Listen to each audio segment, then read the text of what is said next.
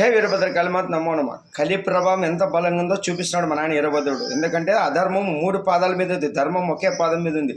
ఈ సినిమా ఏమిటికి సనాతన ధర్మం గురించి, దేశభక్తి గురించి, ఆ శివుడే మానవుడే వచ్చి వీర విజృంభణ చేస్తూ దుష్ట శిక్షణ శిష్య రక్షణ చేస్తూ టైం ఆసనమైంది. ఆ సినిమా ఈరోజు పాండవులు అంటే మొత్తం భారతదేశం అంతా విదేశాల్లో కూడా ప్రదర్శించే టైం ఆసనమైనప్పుడు దుష్టశక్తులు ఎంత బలంగా అడ్డుకుంటున్నారో చూపిస్తున్నాడు.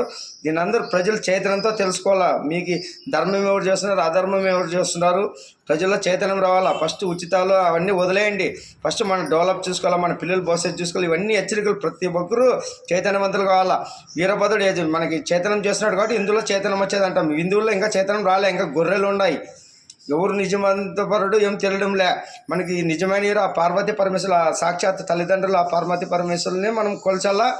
వాళ్ళే మనకి ఈరోజు సృష్టిని నడుపుతున్నారు. కనిపించే దైవాలు అమ్మ నాయన అయితే కనిపించకుండా సృష్టిని నడిపించే వాళ్ళు ఆ పార్వతీ పరమేశ్వరులు. వాళ్ళ ద్వారా ఈ సృష్టి నడుస్తుందిరా. ఆ సూర్యచంద్రుడు, ఇంద్రదేవుడు, వర్ణదేవుడు, వాయుపుత్రుడు, అగ్నిదేవుడు, ముక్కోటి దేవతలు, నవగ్రహ దేవతలు, భూదేవి, గంగమ్మదేవి అందరూ కలిసి మనకి నడిపిస్తున్నారు. కాబట్టి ఈ శరీరాలు వెళుతున్నాయి, సృష్టి నడుస్తుంది. అది తెలుసుకోండి. వాళ్ళకు రుణపడండి. ఈ రాజకీయ నాయకులకి సినిమాటలు కాదు. వాళ్ళు ఎవరు? ఆ గొర్రెలు అవి. ఆ గొర్రెలను చూసుకుని మనం గొర్రెలు అయిపోతున్నాం, కొండ గొర్రెలు అయిపోతున్నాం. వాళ్ళకే దిక్కు లేదు. మళ్ళీ మీకు దిక్కు, మనకి దిక్కు ఎవరు? ఆ సాక్షాత్ పార్వతీ పరమేశ్వరులు. వాళ్ళు పెట్టే అన్నపూర్ణేశ్వరి అన్నం పెడుతుంటే కడుపుకు బాగా కూడి ఎక్కువ, కోడం ఎక్కువైపోయింది. జాగ్రత్తగా మారండి. మనకి ఆ పార్వతీ పరమేశ్వరులు పట్టుకుంటే మన వంశాలు వెలుగుతాయి. నీ జన్మ ధన్యమవుతుంది, నెక్స్ట్ లెవెల్కి వెళ్ళిపోతావు. జై వీరభద్ర నమో నమః. హరి ఓం.